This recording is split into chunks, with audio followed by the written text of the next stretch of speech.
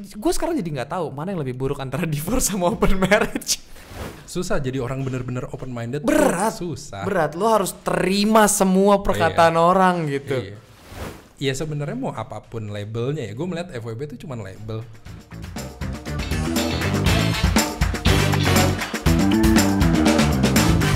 Minum dulu kali ya. Haus gua.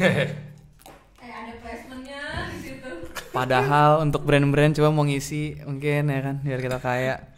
Sebelumnya lo tuh siapa gitu? Nah nama lo Rio, Ya, lo oke. nih apa nih? Sebagai apa lah di sini?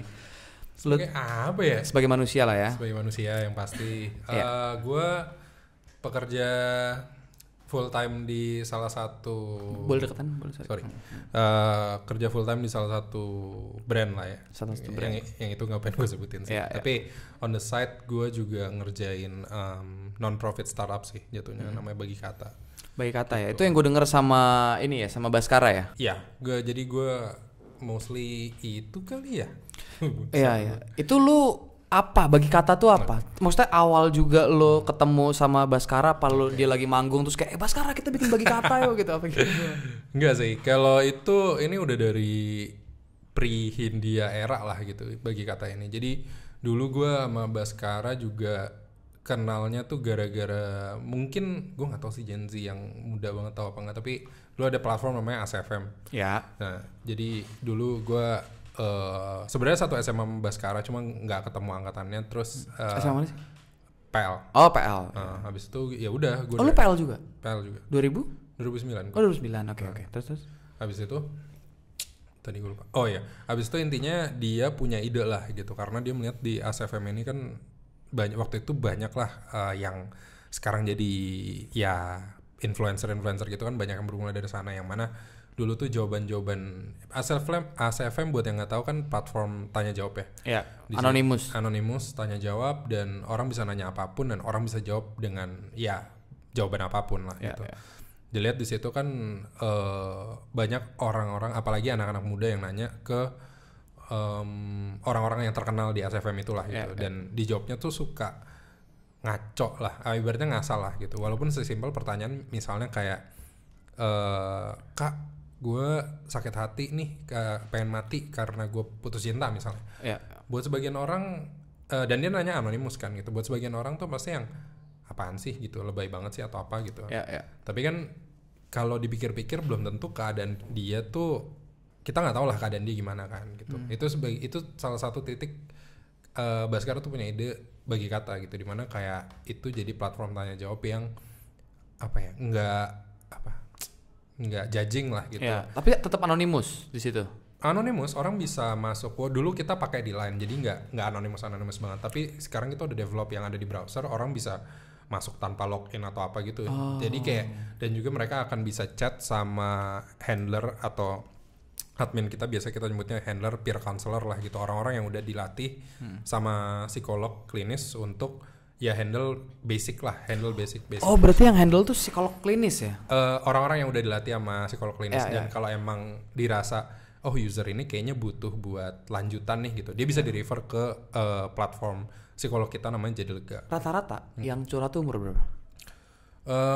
SMA sampai anak kuliah ya tingkat 2 lah. Oke, berarti itu dari SMA sekarang tuh berarti 17 tahun, berarti umur berapa tuh?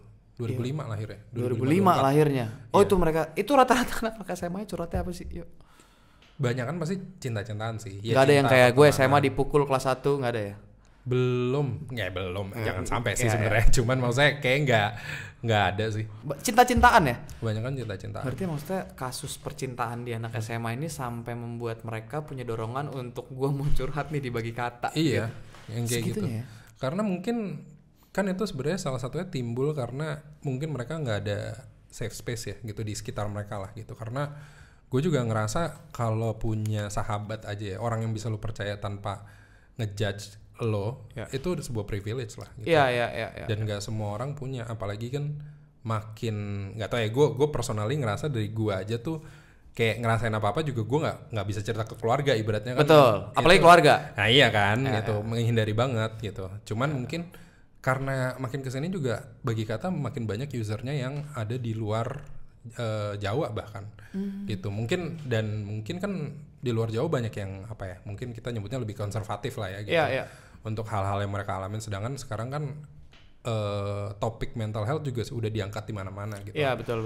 Orang aware dan lain sebagainya. Cuma mungkin mereka nggak punya lingkungan yang mendukung nih buat nanya-nanya, buat cerita kayak gitu. Atau kalaupun ada lingkungannya, misalnya gue curhat gitu ya, gue curhat ke lu, terus lu tuh yang lo mah gitu doang, kalau gue mah gini gitu. Orang bangsat kayak gitu kan yang harus bumi hanguskan kan sebenarnya. Benar. Si paling-paling ya. Si paling-paling. Mungkin dari situ orang merasa jadi kayak anjing nih, gue nggak punya tempat curhat. Tiba-tiba bagi kata datang sebagai malaikat kali ya.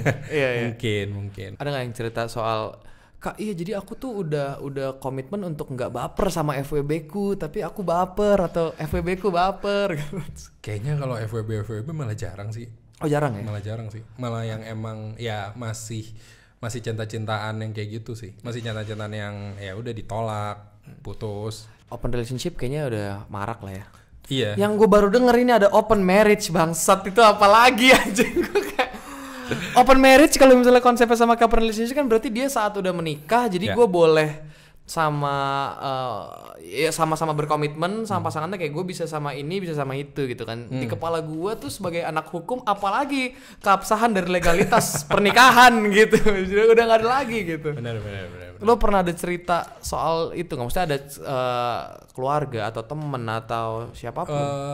Gue pernah dengar beberapa case lah gitu, tapi emang ya gue juga nggak enak juga kalau ngomong detail sih. Tapi lebih ke gini sih, gue melihatnya emang apa ya, pernikahan tuh hubungan itu kayak tiap orang kan bener-bener personal ya, beda lah gitu cara copingnya gitu. Gue melihat mungkin open relationship ini atau open marriage ini sama kayak misalnya lu kompromi nih, misalnya kayak lo punya hubungan yang kayak lo tahu nih sifat pasangan lo nih A nih, mau diubah, dan ibaratnya kan biasanya udah umur late 20 lah ya gitu kan, yang mana kayak mengubah sifat pasangan udah susah gitu juga kan. Jadi udah kebentuk lah dia puluhan tahun hidup kayak gitulah ibaratnya. Betul.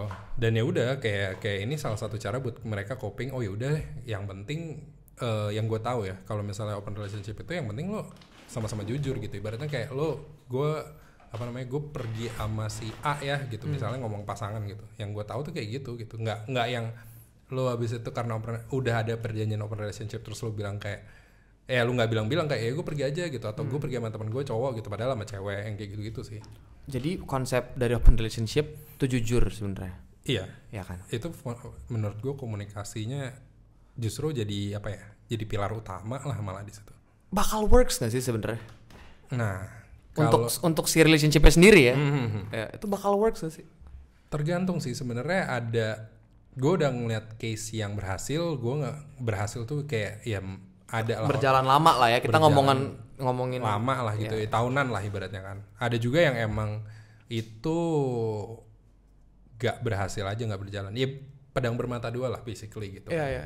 Nah itu kan kalau open relationship, kalau open marriage. Nah, gue rasa ya, yang gue pernah denger lah gitu.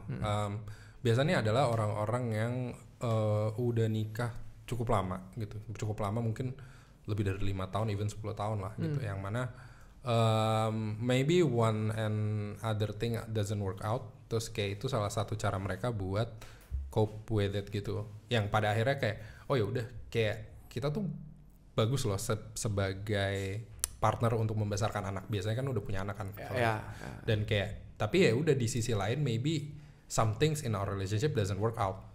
Jadi orang-orang mungkin kayak oh ya udahlah, mungkin we have to take a break atau apa gitu-gitu. Dan divorce bukan pilihan. Divorce mungkin nggak mau jadi pilihan. Iya. Pada akhirnya mereka milih open marriage gitu. Iya. Karena kan kayaknya stigma divorce tuh buruk banget. Iya, di Indonesia kan gitu banget ya. Gitu. Gue sekarang jadi nggak tahu mana yang lebih buruk antara divorce sama open marriage. Benar sih. Benar sih. Di kepala gue tuh gue jadi nggak tahu mana yang lebih buruk gitu. Kalau gue mau ngomongin dari dua sisi ya kayaknya better divorce deh gitu. Yeah. Waktu lo divorce, lo tuh secara legal lo berpisah. Yep. Tapi waktu lo open marriage, secara legal lo tuh ngelanggar hukum gitu. Yang gue nggak tahu ya. Lo tadi bilang lo lulusan hukum kan, gitu. Cuman hukum-hukuman juga sih sebenarnya. Yang gue baca kan sebenarnya kan kayak lo itu menjadi masalah ketika pihak lain melaporkan kan, atau ada pihak tertentu atau apa gitu kan. Berarti selama misalnya yang gue tangkap adalah selama pasangannya tuh consent with that dan tidak ngutak-ngatik, maksudnya nggak ngelaporin atau apa. Ya what floats your boats nggak sih pada akhirnya gitu. Betul. Maksudnya kalau ngomongin legal tuh sebenarnya panjang ya. Gue nggak mau ke arah situ. Maksudnya tuh ngomongin waris segala macem gitu. Yang mau gue omongin adalah once lu udah gini, lu udah berkomitmen, gue mau nikah nih gitu. Itu kan satu hal yang nggak mungkin dipikirkannya 2 jam dong, betul. Gitu kan. Pasti udah berhari-hari, udah berbulan-bulan ngomongin antar keluarga. Ada ntar cowok ngomong ke keluarga pasangannya, iya tante gue mau nikahin anak lo nih, lalala gitu. Terus once dia tidak menemukan satu poin yang ini kayaknya nggak works nih hubungan gue, kenapa dia nggak berusaha untuk stick sama komitmen pertamanya gitu? Mungkin gue nggak tahu ya. Kalau gue ngelihatnya tuh kayak mungkin emang ada yang balik lagi kan, biasa kalau kayak gini kan masalah komunikasi ya. Ketika itu diomongin dan pada akhirnya misalnya si ini tuh menjadi salah satu opsi dari masalah yang dialami, ya udah mungkin pada akhirnya orang kayak ya udahlah nyoba aja gitu kan. Kan pada akhirnya ketika lo udah konsensual nih kayak oke, kita open relationship nih atau open marriage nih, tapi kan bukan berarti lo harus sama orang lain. Bukan berarti lo tuh harus karena gue udah open, ya udahlah gue cari orang lain lah kayak gitu. Itu kan tetap pilihan kan pada akhirnya gitu. Dan emang kalau misalnya ngomongin komitmen itu beda lagi sih. Beda lagi dalam artian komitmen ketika misalnya lo sama si A, sama habis itu lo pisah sama si A terus lu sama si B gitu. Komitmennya kan pasti beda, kayak lu boleh ini, lu nggak boleh ini, lu boleh ini. Jadi gue ngelihatnya sih kayak ya udah selama emang itu dua-duanya juga nggak terpaksa dan itu ya why not gitu. Gue nggak tahu ya, dalam sebuah open marriage menurut lo siapa yang dirugikan? Yang paling dirugikan di kepala gue nih, yang paling dirugikan adalah si ceweknya. Tapi bukan seksis nih ya. Ini bukan seksis nih, maksud gue apalagi posisinya udah punya anak gitu. Kayak ya cowok kan nggak ada bekasnya tuh dia udah nikah apa belum ya. Kalau cewek kan secara looks tuh berubah lah. Gitu. Itu kan merugikan pihak perempuannya nggak sih sebenarnya? Yang kemarin gue belum lama ini ngeliat quotes nge-tweet sih, ada yang bilang kayak ketika gue ketemu sama satu pasangan yang open relationship, gue dia bilang tuh kalau nggak salah gue mikir mana yang suggest open relationship dan mana yang nangis tiap malam. Dalam bahasa Inggris sih. Tapi kayaknya sebenarnya emang open relationship itu kan pasti ada salah satu pihak lah yang menginisiasi ya, mau terlepas itu cowok atau ceweknya juga kan bisa. Tapi ya yang dirugikan tuh biasanya pada akhirnya adalah pihak yang lainnya, siapapun itu. Karena kan mungkin kalau gue ngeliatnya dari sisi itu, di awalnya nih nggak pernah kepikiran kan.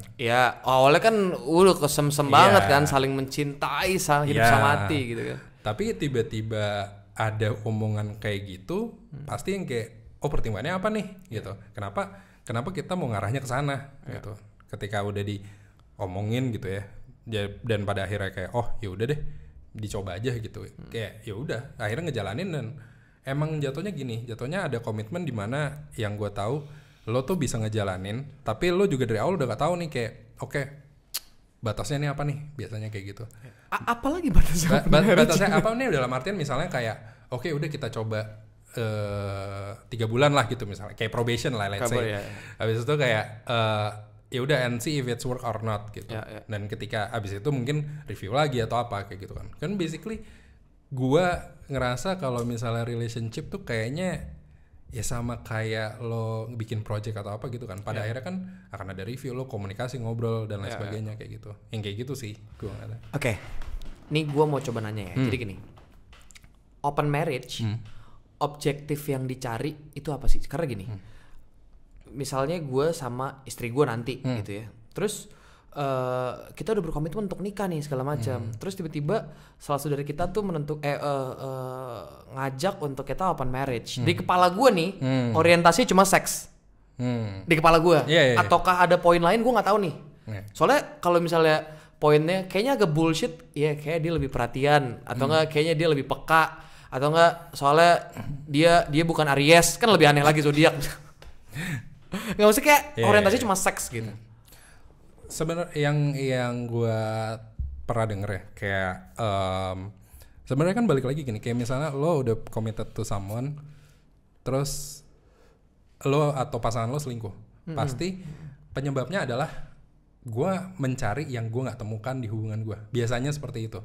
Ya, yang kayak garis besarnya seks nggak sih? Iya, misalnya seks lah gitu. Tapi kan kalau ngomongin kebutuhan manusia sebenarnya ya oke lah, seks salah satunya dan paling banyak terjadi selingkuh gara-gara itu. Cuman ada juga lah yang ngerasa kayak misalnya tadi yang gue bilang case yang udah bertahun-tahun gitu, kayak ya udah pada akhirnya relationship mereka udah komunikasi juga udah beda, udah nggak enak, ibaratnya nggak enak dalam artian nggak affectionate satu sama lain dan lain sebagainya. Dan itu mungkin yang bisa aja nih akhirnya ketika mereka open relationship ya udah itu yang mereka cari di orang lain gitu. Yang mana ya udah itu juga bakal jadi resiko mereka juga gitu ketika mereka ada orang lain yang ya udah tahu nih kayak misalnya dia udah punya pacar atau dia udah punya pasangan menikah gitu ya. Terus habis itu kayak tapi tetap akhirnya mau deket, ini itu juga harus dari awal juga udah konsen kan gitu. Bukan yang kayak diem-diem kayak nggak bilang udah nikah atau apa yang kayak gitu.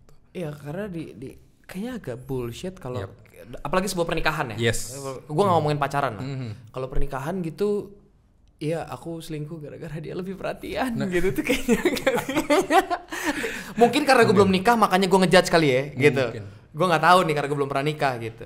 Ya nikah sama pacaran ya 11-12-nya agak-agak mirip lah ketika ngomongin dinamika komunikasi dan lain sebagainya gitu. Cuman bedanya mungkin tinggal barengnya udah legal dan habis itu kayak ya udah ya intinya sah di mata negara dan agama kalau yang lo percaya agama gitu.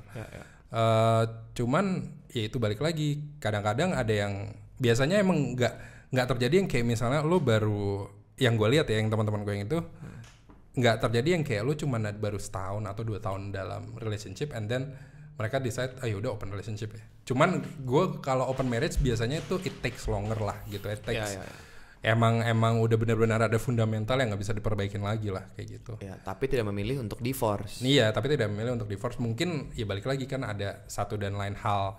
Mungkin kalau yang gue pernah denger salah satunya kayak ya udah ibaratnya kayak nggak mau ngecewain quote-unquote nggak mau ngecewain keluarga dan sebagainya. Gitu juga.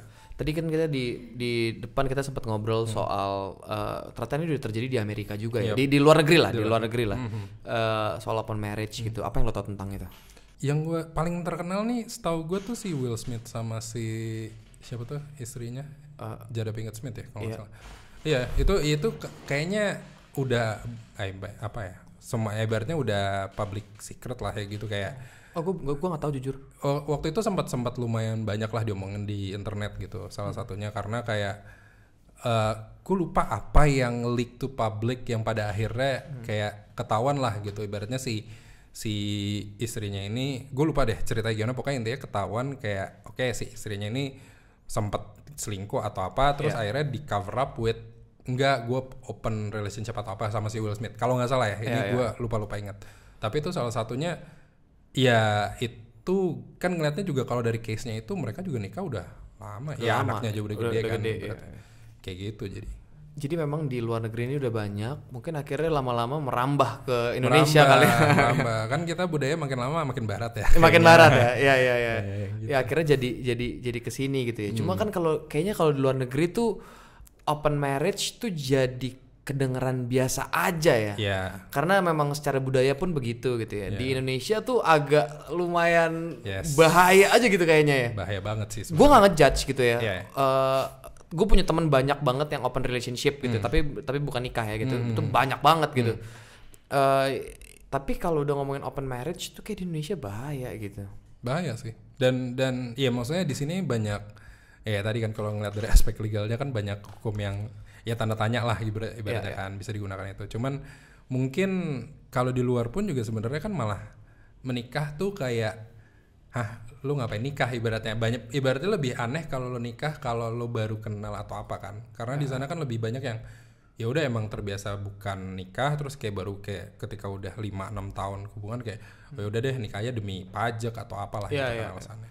Tapi kalau di sini kan emang ya karena kita banyak kelandasan lainnya ya.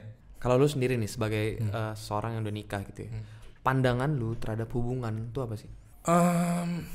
Hubungan pernikahan berarti ya? Hubungan pernikahan ya? Ya hubungan pernikahan itu emang hubungan apapun sih sebenarnya berlandaskan komitmen sih. Kayak misalnya lu punya komitmen di awal tuh A gitu. Oke, ya udah lu jalanin A.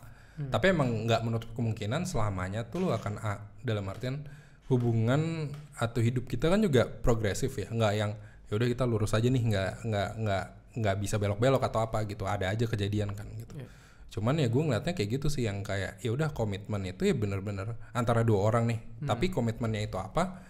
Ya itu balik lagi ke komunikasi sih sebenarnya. Bisa diomongin misalnya kayak gua sama pasangan gua gitu, kayak waktu itu ya kita tiap tahun, tiap anniversary nikahan gitu kita bikin review kayak ya udah setahun ke belakang nih kita gimana ngejalaninnya, apa yang salah, apa yang ibaratnya apa yang lo ada nggak ibaratnya kayak lo hold grudge nggak sama gue tentang sesuatu atau apa gitu kan. Karena salah satu masalah yang gue lihat kalau ada dalam setiap hubungan kan kayak kompromi itu kan nggak bisa selalu setiap saat ya. Iya.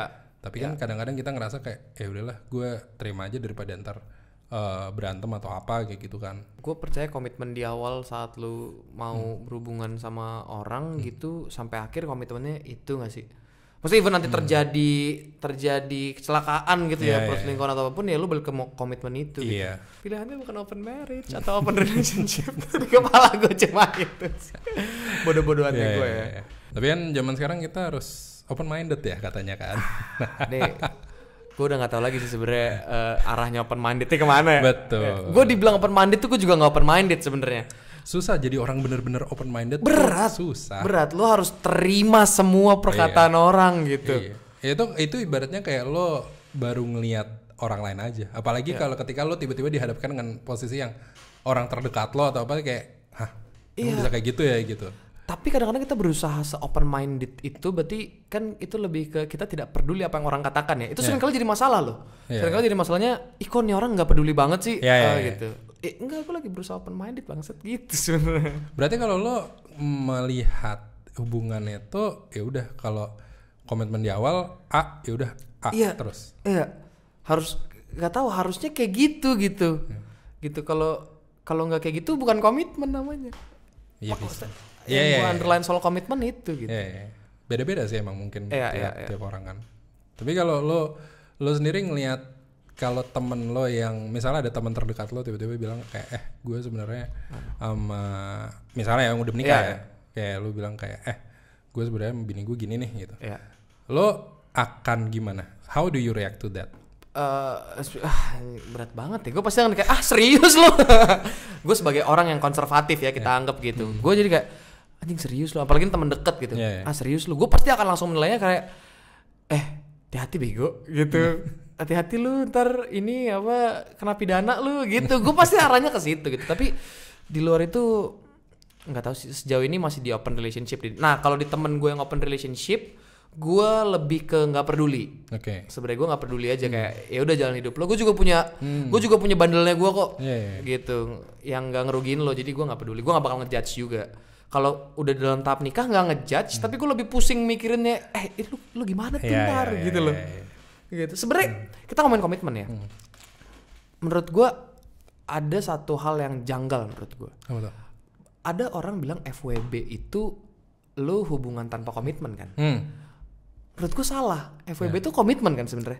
Benar. Lu komitmen untuk tidak saling baper. Iya. Lu komitmen kalau gue punya cewek lain, lu nggak boleh marah. Benar. Komitmen kalau lu punya cowok lain atau segala macam, ya gue nggak boleh marah. Gitu. Iya nggak sih? Gue malah bukan nggak percaya ya. Lebih kayak biasanya kalau ada teman gue FWB nih misalnya sama satu orang lah gitu. Terus tapi dia nggak sama orang lain nih misalnya. Dia bener-bener sama satu orang ini. Gue bilang aja apa bedanya lu mau pacaran? Lu orang ujung-ujungnya lu jalan sama dia. Ibaratnya lu mau pergi kemana-mana atau lu check in kemana-mana juga sama nih orang doang. Ya sama aja kayak pacaran. Sama aja bener kan? Terus nih orang ntar punya pasangan lain lu bete. Iya. Dia cerita soal cowok lain atau apa lu kayak nggak suka. Iya. Yang kayak gitu kan. Jadi kayak ya sebenarnya mau apapun labelnya ya, gue melihat FWB itu cuma label. Iya. Label lain dari ya udah pacaran tapi mungkin mostly fokusnya biasanya physical. Iya, kan? betul. Benefitnya kan biasanya kayak gitu kan. Ya orientasinya seks Orientasinya lagi-lagi. iya. Gitu, apalagi kalau enggak Iya. nggak masuk akal di gua gitu. Kalau beda kan ya bisa sugar daddy sama sugar baby ya itu beda lagi. Oh iya benar Tapi itu benefit juga Iya kan. benar benefitnya itu uang ya. Iya. Cuma kan antara uang didapatkan pasti yang satu lagi kan minta keuntungan juga dong. Iya. Biasanya sih gitu. Iya. Tapi banyak yang naif mencari kayak ada nggak ya yang mau ngasih duit aja tapi nggak seks gitu kayak. Enggak. Terlalu naif. Terlalu naif. Jadi gini, Raditya Dika pernah ngomong di salah satu YouTube. Dia ngomong gini, zaman dulu orang tuh zaman sekarang orang tuh kalau mau pacaran susah dibandingin zaman dulu. Ya. Kupikir, harusnya gampangan zaman sekarang Ya. karena aksesnya lebih gampang. Betul. Ada Bumble lagi, ada Tinder lagi, lain-lain segala macam kan. Zaman dulu lebih susah gitu, lu mau ketemuan bahkan lu harus janjian misalnya di PIM jam 3 harus datang ke situ. Iya. Lu telat berarti lu nggak ketemu gitu. Tapi ada satu hal yang bikin gue masuk akal nih. Jadi zaman sekarang katanya tuh bukan katanya. Zaman sekarang pilihannya tuh jauh lebih banyak. Ya benar. Lu buka TikTok langsung nih kalau gue dari perspektif cowok ya misalnya. Lu buka TikTok langsung muncul cewek joget dengan pakaian seksi. Betul. Explore Instagram langsung. Betul. Siapa gitu. Zaman dulu zaman kayak gitu kan. Maksudnya kayak gitu pasti. Zaman dulu lu sama satu cewek ya udah gitu. Iya enggak sih itu? Tapi mungkin gak sih terjadi karena itu juga? Gue melihatnya fenomenanya soalnya sekarang kayak gitu, iya benar sih. Yang kayak aksesnya banyak, lo ibaratnya lo tiba-tiba mau nyari cewek dengan dating app lo bayar premium lo bisa begitu nyari juga cewek ke cowok ya? Iya. Maksudnya lo nyari cewek atau nyari pasangan yang lo inginkan tapi tiba-tiba gue pengen nyari di Perancis gitu, tiba-tiba bisa gitu kan. Tapi ya emang balik lagi buat esensi masing-masing relationship-nya tuh apa sih sebenarnya? Iya. Kan soalnya gue ngelihatnya sekarang malah lebih gampang. Gue pernah kemarin berapa kali gitu ya ngobrol sama yang umur-umur ya Gen Z lah gitu, 25 ke bawah lah gitu. Mereka tuh ngerasa susah nyari pasangan bukan karena banyak, karena ibaratnya sekarang urutannya berubah. Oke. Karena kalau misalnya gue ngerasa ya zaman dulu lah gue sebelum nikah gitu biasanya gue dekat, abis itu ya udah deket dulu, and then pacaran, and then nikah. Ya lu nikah, tapi maksudnya kayak abis itu baru kayak ibaratnya lu mau ngapain, lu mau liburan berdua, mau nginep berdua, whatever gitu. Zaman sekarang dengan semua jargon sleep over fucking date, all that shit gitu, lebih gampang yang gue ngeliat kalau mereka ngerasa kayak ya kalau nyari yang di dating app buat diajak tidur bareng itu gampang, tapi dia dicari yang beneran ya pacaran ya balik lagi kayak masalah komitmen dan sebagainya tadi malah susah gitu sekarang mereka ngerasanya. Kenapa ya? Gak tahu, kayak mungkin karena orientasinya udah terlalu terbuka, ya itu open mindednya udah terlalu open yang kayak gue punya opsi untuk gitu. Gue pengen biasanya kalau umur 20 awal ya. Kan biasanya masih yang penasaran banyak kan tentang seks kan gitu kan. That kind of stuff. Terus mereka mereka menggunakan teknologi yang ada sekarang ya buat itu gitu. Dan ketika mereka udah pengen gue pengen coba cari yang beneran pacaran itulah gitu. Malah susah. Karena lebih banyak yang awal-awal orientasinya ke situ. Iya. Kalau gue denger dari yang umur-umur anak-anak kantor gue gitu yang muda kayak gitu sih. Artinya makin kesini kebebasan yang bisa dipakai sama banyak orang tuh jadi kebablasan ya? Jadi kebablasan. Jadi kayak gue jadinya ngerasa ada satu titik di mana dulu sebelum gue nih ngasih kayak gue ngerasa anjing enakan kayak zaman-zaman orang tua kayak ya udah lu tiba-tiba ya masih banyak cerita-cerita kayak di film lah gitu yang kayak lu kayak FTV bahkan ya kayak lu nyerempet di luar kota, lu nyerempet di pinggir sawah apalah gitu. Tapi maksudnya habis itu ya udah lu jadi ngelihat ke situ terus karena lu nggak punya opsi. Nah, sekarang ibaratnya lu kejadian lu ketemu ibaratnya gue kenalan sama cewek di mana, tapi abis itu kayak gue buka TikTok, ini lucu juga, kan? Kayak gitu. Iya kan gitu. Ya gitu. Jadi kayaknya ya balik lagi orientasinya apa nih? Kalau misalnya kita ngomongin yang masalah seksnya, ya udah lebih gampang sekarang obviously. Tapi kalau misalnya emang kita mau ngomongin yang tulus, emang jatuhnya kayak, maksudnya yang relationship the conservative way, Ya. emang jatuhnya kayak kelihatannya lebih susah sih. Oke, ini yang terakhir kali ya. Ini gue mau minta mau minta lu sebagai nggak tahu sih.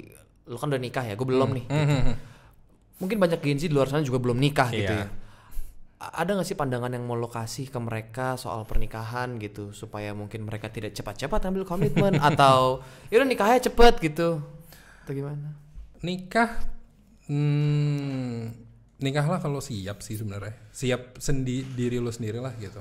Perkara berduanya dalam artian ngomongin ya finansial dan lain sebagainya ya udahlah itu kayaknya udah harusnya jadi common sense ya gitu buat tahu kayak mapannya gimana. Cuman mungkin buat diri sendiri yang kadang orang lupa tuh kayak gue tuh beneran mau nikah nggak sih? Gue tuh beneran udah siap nggak sih untuk karena gue pun juga masih memandang pernikahan tuh the conservative way yang kayak ya udah kayak lo nikah sama satu orang ini for the rest of your life lah gitu pengennya. Ya udah kayak inget aja gitu kayak ya udah kalau misal lo memutuskan menikah ya udah lo sama nih orang, lo bayangin aja lo bisa nggak ngebayangin lo grow old sama nih orang sampai lo mati bahkan sama nih orang gitu. Kayak gitu sih karena kadang-kadang sekarang terlalu banyak mikir esensi-esensi yang mapannya dan lain sebagainya malah lupa buat diri lo sendiri kadang-kadang. Malah lupa bahwa lo harus mikirin gue bisa nggak ya hidup sama dia dalam waktu yang panjang. Iya, gitu. Karena kebanyakan mikir yang lain dan juga ya jangan sampai ketika udah nikah juga di satu titik lo juga neglect diri lo sendiri karena abis itu fokus sama pernikahannya, hubungannya terlalu fokus pun juga pada akhirnya lo juga akan capek sendiri kalau misalnya itu kan. Oke lah, siap. Thank you, Yo. Thank you. Sampai jumpa lagi nanti kalau misalnya ada obrolan kayak siap. menarik deh soal obrolan soal relationship nih, gue ngajak lo terus untuk ngobrol ya. Kalau ada fenomena baru. Siap, bisa. Oke, thank you, bro. Thank you, Pak. Siap.